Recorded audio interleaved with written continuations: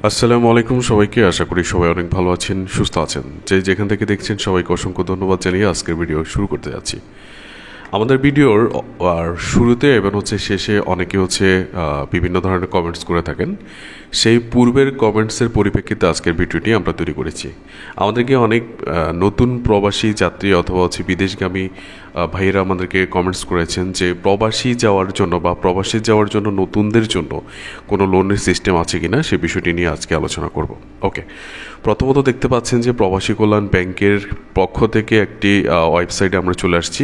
প্রবাসী ব্যাংকের যে ওয়েবসাইটটি আছে সেখানে আসছি এবং তারা এখানে যে নতুন করে যারা বিদেশ যাচ্ছে তাদের জন্য যে লোনের সিস্টেমটি চালু রেখেছে, আমরা আজকে বিস্তারিত এই বিষয়টি নিয়ে আলোচনা করব। ওকে, তো প্রথমত আমরা যদি একটু খেয়াল করে দেখি যে এখানে অনেকগুলো অপশান আছে। তাদের মধ্যে যে তাদের সেবাসমূহের মধ্যে প্রথম অপশানে রয়েছে কিন্তু অভিবাসী ঋণ প্রদান। তো এই ক্ষেত্রে আসলে অনেকেই বিষয় বা প্রসেসিংয়ের জটিলতার কারণে বা অনেকেই সবসময় বলে থাকে যে আসলে লোন সিস্টেমটা আসলে এতটাই হার্ড এখন বর্তমানে যে লোনের প্রসেসিং সিস্টেমটা না জানলে আপনি লোন নিতে পারবেন না। তো এখানে আসার পরে দেখতে পাচ্ছি যে অভিবাসন ঋণ প্রদান তারা এখানে কি শর্ত রেখেছে আপনাদেরকে লোন নেওয়ার জন্য, আমরা প্রত্যেকটি বিষয় আস্তে আস্তে আলোচনা করব। আপনারা পুরো ভিডিওটি জুড়ে সাথে থাকবেন। তো অভিবাসন ঋণ প্রদান এই অপশানটিতে আসার পরে দেখতে পাচ্ছেন যে তারা এই ঋণটা নিতে আপনার যে কন্ডিশন আছে সেই কন্ডিশন এখানে কিন্তু উল্লেখ করেছে। প্রথম যে বিদেশগামী কর্মীদেরকে সহজ শর্তে জামানতবিহীন অভিবাসন ঋণ গ্রহণে প্রয়োজনীয় কাগজপত্র, আপনার যে কাগজপত্রগুলো লাগবে সেই কাগজপত্রগুলো এখানে উল্লেখ করেছে। আর এবার যে ঋণ সীমা, সর্বোচ্চ ঋণের সীমা 3 লক্ষ টাকা পর্যন্ত। যারা নতুন ভিসায় বিদেশ যাবে তাদের জন্য সর্বোচ্চ 3 লক্ষ টাকা। এছাড়া রি-এন্ট্রি ভিসার ক্ষেত্রে সর্বোচ্চ 3 লক্ষ টাকা আপনি ঋণ পাবেন। এবার ঋণের মেয়াদ, আপনি কত বছর পর্যন্ত এই ঋণটি নিতে পারবেন? সর্বোচ্চ 3 বছর পর্যন্ত আপনি নিতে পারবেন। যারা রি-এন্ট্রির ভিসার জন্য আবেদন করেছেন বা রি-এন্ট্রির ভিসার জন্য যাবে সেই ক্ষেত্রে তাদের জন্য 2 বছরে কিন্তু এই লোনটি প্রদান করছে। আর ঋণের পরিশোধ সূচি সিস্টেমটি যে আপনি যে মাসে লোন নেবেন তার পরবর্তী 2 মাস বাদ দিয়ে আপনাকে কিস্তি পরিশোধ করতে হবে। এটা কিন্তু তারা সিস্টেম রেখেছে, মানে আপনি যে বিদেশ যাওয়ার পরে 2 মাস পর থেকে আপনাকে লোনের কিস্তি পরিশোধ করতে হবে। এবার তারা যে সুদের হার বা আপনার যে ইন্টারেস্টের কথা বলা হয়েছে, এখানে দেখতে পাচ্ছি যে 9% হারে কিন্তু তারা ইন্টারেস্ট কাটবে, তারা এটা বলে দিয়েছে। এবার বলেছে সেবা প্রদানের সময়সীমা, আপনি প্রত্যেকটি ডকুমেন্টস কাগজপত্র যদি আপনি তাদেরকে জমা দিয়ে থাকেন সেই ডকুমেন্টসের ভিত্তিতে 7 কার্য দিবসের মধ্যে কিন্তু আপনার লোনের প্রসেসিং হয়ে যাবে। এবং সর্বশেষ তারা বলেছে যে এই ঋণের কোনো সার্ভিস চার্জ নেই। ওকে, তো এইখান থেকে আমরা যে ডাটাগুলো পেয়েছি সেটা সর্বোচ্চ 3 বছর পর্যন্ত লোন নিতে পারবো।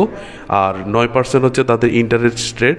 এখন আমরা দেখব যেহেতু প্রত্যেকটা বিষয় তারা এখানে বলে দিয়েছে, এখন আমরা ক্যালকুলেশন করে দেখব আমরা যদি 1 বছর 2 বছর অথবা 3 বছরের জন্য লোন নিয়ে থাকি আমাদেরকে প্রত্যেক মাসে কত % করে কিস্তি রেট দিতে হবে, এবং আমরা 3 লক্ষ টাকা পর্যন্ত যদি নিয়ে থাকি সেক্ষেত্রে আমাদের কত লক্ষ টাকায় কত % করে কত কিস্তি আমাদেরকে পরিশোধ করতে হবে এই বিষয়টি জানবো। এই জন্য শুরুতে আমরা চলে আসছি একটা গুগল স্প্রেডশিটে, এবং এখানে আসার পর আমরা দেখতে পাচ্ছি যে আমরা লিখেছি প্রবাসী কল্যাণ ব্যাংক অভিবাসন ঋণ 2025। তাদের নির্ধারিত রেট দেওয়া আছে 9%, আমরা পূর্বেই আলোচনা করেছি এই বিষয়টি। আর এখানে আমরা সাজিয়ে নিয়েছি প্রথম বাম দিকে আমাদের অ্যামাউন্টগুলো, সর্বোচ্চ 3 লক্ষ টাকা পর্যন্ত তারা বলেছে লোন দিবে। আর এখানে 1 বছর পর্যন্ত যদি আপনি লোনটি নিয়ে থাকেন সেক্ষেত্রে আপনার মাসিক কিস্তি কত আসবে আমরা এখানে ক্যালকুলেশন করে বসাবো। 2 নম্বর 2 বছরের জন্য মাসিক কিস্তি আপনার কত আসবে এখানে আমরা ক্যালকুলেশন করব। আর 3 বছরের জন্য আপনার মাসিক কিস্তি কত আসবে সেখানে আমরা এটা ক্যালকুলেশন করে বসাবো।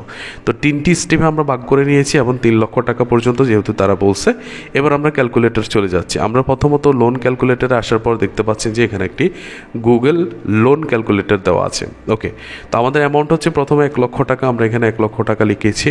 আমাদের ইন্টারেস্ট রেট তারা বলেছে, আমরা কিন্তু বলেছি 9% তারা ইন্টারেস্ট রেট দিচ্ছে। আর এখানে যে আমাদের যদি আমরা 1 বছরের জন্য 1 লক্ষ টাকা লোন নিয়ে থাকি আমরা 1 বছর দিলাম, এই যে দেখতে পাচ্ছেন যে এখানে 1 বছর দেওয়া আছে। আমরা এবার ক্যালকুলেশন করে দেখতে পাচ্ছি যে 1 বছরের জন্য আমরা যদি লোনটা নিয়ে থাকি তাদেরকে প্রতি মাসে কিস্তি দিতে হচ্ছে আমাদেরকে 8,745 টাকা করে, এবং 1 বছরে টোটাল কিস্তি আমাকে পরিশোধ করতে হচ্ছে ইন্টারেস্ট সহ 4,941 টাকা। এটা কিন্তু আমাকে বাড়তি দিতে হচ্ছে। যদি আমি 1 লক্ষ টাকা 1 বছরের জন্য লোন নিয়ে থাকি। এবার আমরা যদি 2 লক্ষ টাকা 1 লক্ষ টাকা যদি 2 বছরের জন্য লোন নিয়ে থাকি, তাহলে ইন্টারেস্ট রেট তো সব জায়গায় এক, তাহলে আমরা 2 দিয়ে যদি ক্যালকুলেশন করি সেক্ষেত্রে দেখতে পাচ্ছি যে 4,568 টাকা।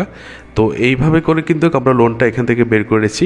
এখন ভিডিওটা বেশিরভাগ লং হয়ে যাবে, সেই ক্ষেত্রে কিন্তু আমরা আগে থেকেই ক্যালকুলেশনগুলো করে রেখেছি, সেই ক্ষেত্রে আমরা ক্যালকুলেশনগুলো এখানে বসিয়ে দিচ্ছি। ওকে, ক্যালকুলেশনগুলো বসিয়ে দেওয়ার পরে দেখতে পাচ্ছেন যে আমরা এখানে প্রত্যেকটি ক্যালকুলেশন এখানে বের করে নিয়েছি। এখন আপনি বুঝতে পারবেন যে 1 বছরের জন্য যদি আপনি 1 লক্ষ টাকা মাসিক কিস্তি নিয়ে থাকেন, সেক্ষেত্রে আপনাকে প্রত্যেক মাসে 8,745 টাকা দিতে হবে। আপনি যদি 1 লক্ষ টাকা 2 বছরের জন্য লোন নিয়ে থাকেন, সেক্ষেত্রে আপনার 4,568 টাকা করে প্রতি মাসে কিস্তি পরিশোধ করতে হবে। আপনি যদি 1 লক্ষ টাকা 3 বছরের পর্যন্ত মাসিক কিস্তিতে দেন, তাহলে হচ্ছে 3,180 টাকা করে প্রত্যেক মাসে আপনাকে দিতে হবে। আপনি যদি 2 লক্ষ টাকা 1 বছরের জন্য লোন নিয়ে থাকেন, সেক্ষেত্রে 17,490 টাকা। আপনি যদি 2 বছরের জন্য 2 লক্ষ টাকা লোন নিয়ে থাকেন, 9,137 টাকা মাসিক কিস্তি। এবং 2 লক্ষ টাকা আপনি যদি সর্বোচ্চ 3 বছরের জন্য লোন নিয়ে থাকেন, সেক্ষেত্রে 6,360 টাকা। এবার আপনি যদি 3 লক্ষ টাকা 1 বছরের জন্য লোন নিয়ে থাকেন, সেক্ষেত্রে প্রত্যেক মাসিক কিস্তি হবে 26,235 টাকা। আপনি যদি 2 বছরের জন্য 3 লক্ষ টাকা লোন নিয়ে থাকেন, 13,705 টাকা প্রত্যেক মাসে কিস্তি দিতে হবে। আপনি যদি 3 বছরের জন্য 3 লক্ষ টাকা লোন নিয়ে থাকেন, তাহলে 9,540 টাকা আপনাকে কিস্তি দিতে হবে প্রতি মাসে। তো এখানে এই বিষয়গুলো আমরা বুঝতে পেরেছি যে আসলে আমরা যদি লোন কত বছর মেয়াদে নিয়ে থাকি, সেই ক্ষেত্রে আমাদের কিস্তি কত আসতে পারে আমরা এখান থেকে একটা ধারণা পেয়েছি।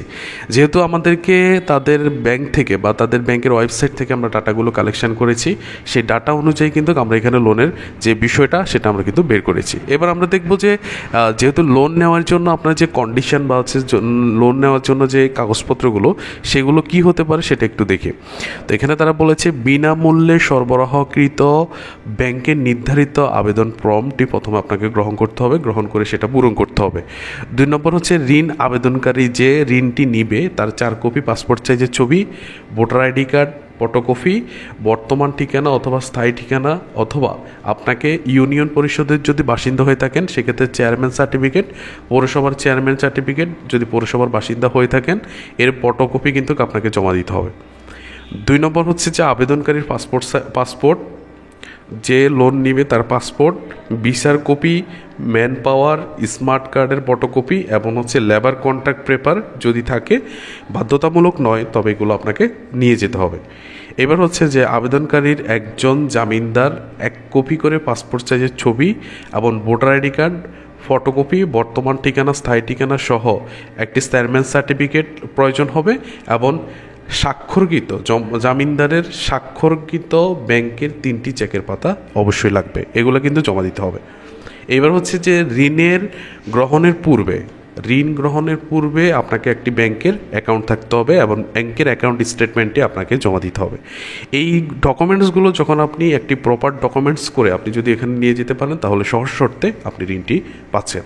এখন এই ঝামেলাটুকু পোহানোর জন্যই কিন্তু অনেকে ঋণটা পাচ্ছেন না। যাই হোক, আজকে তাদের কন্ডিশন অনুযায়ী আমরা এখানে আলোচনা করেছি। এবার আপনাদের কাজ হচ্ছে যে নিকটস্থ আপনারা প্রবাসী কল্যাণ ব্যাংকে আপনারা যোগাযোগ করবেন। আপনাদের নিকটস্থ যদি সেই ব্যাংক থাকে সেই ব্যাংকে গিয়ে আপনারা যোগাযোগ করতে পারেন।